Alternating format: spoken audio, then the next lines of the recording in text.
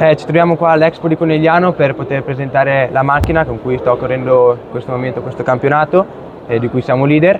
Abbiamo portato la tuta, abbiamo portato la macchina per presentarla, per farla vedere al suo interno per chi ne fosse curioso e anche per chi volesse fare delle chiacchiere con me e parlare.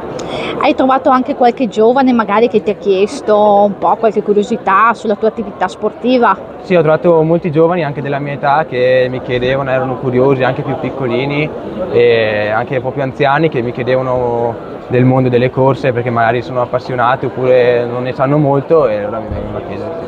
Sì. Quali sono state le ultime vittorie che hai appunto raggiunto e se ci puoi raccontare i tuoi prossimi appuntamenti sportivi? Le vittorie sono state a Varano de' Melegari, a Magione, facciamo tutte quante le gare a parte due che sono arrivato secondo assoluto e secondo di classe.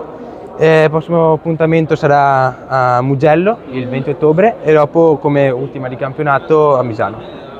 Qual è l'augurio che ti fai per i tuoi prossimi appuntamenti e le tue prossime gare? Spero che tutto possa andare bene, di potersi divertire al massimo e che non succeda niente di brutto.